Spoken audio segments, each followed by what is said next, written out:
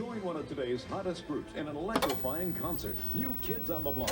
In today's Hollywood scene, it's not uncommon to find movies and sequels banking on our desire for nostalgia. It's a formula that rarely ventures into new territory and is often nothing but a skin-deep imitation. Top Gun Maverick is none of the above.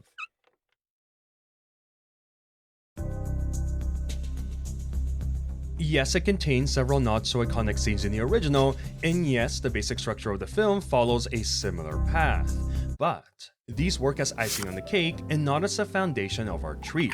It's a recipe, a guide, but one that Top Gun Maverick is not afraid to enhance upon by layering extra ingredients to create a natural progression for Captain Pete Mitchell's narrative journey. Putting the baking metaphors aside, the movie is good, great even, but perfect it is not. Just want to manage expectations. And we can attribute some of his shortcomings to the limitation one creates by following the formula I just finished praising.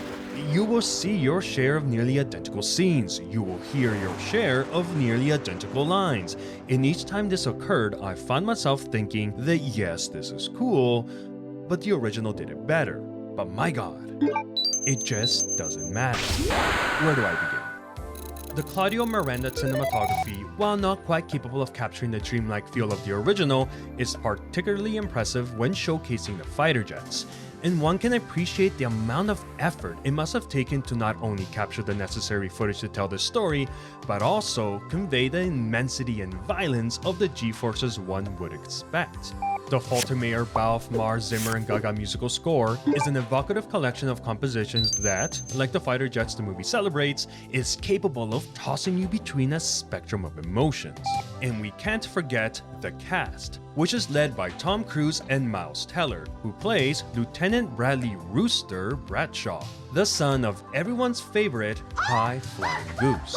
Both Tom and Miles are able to successfully portray the emotions and tension required of their roles, and thus sell the plot that the script demanded.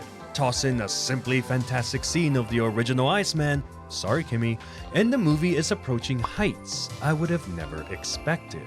But not all is rosy in terms of the cast, which to be fair has nothing to do with the actors but more with the roles they were given. The Top Gun pilots in the sequel, while memorable in their own ways, lack that certain spark required for a more compelling ensemble. Jennifer Connelly, who plays Penny, the love interest, is hampered by a rather uninspiring role, which is a shame because Jennifer brings a certain gravitas to the character she portrays. Each time she appears on screen, she commands attention, and her chemistry with Tom Cruise is impeccable. So I feel it was a lost opportunity to not give Jennifer something more to work with. But taking all of this into account, I just found myself hoping the movie wouldn't end. This Joseph Kosinski film is incredibly effective at evoking emotions as it steadily winds up the tension with every hand that it plays. It will have you tearing up, it will make you laugh, it will make you smile, it will have you fist pumping after the flyby. And at times, I actually had to ask myself if this is one of the best action films I've ever experienced. It's hard to say, and I feel that this will depend on whether or not it will stand the test of repeated viewing.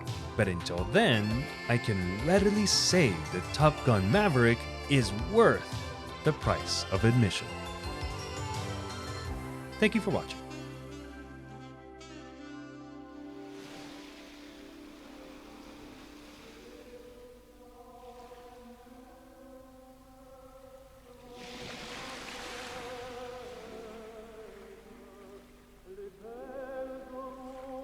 La folie en tête, les amoureux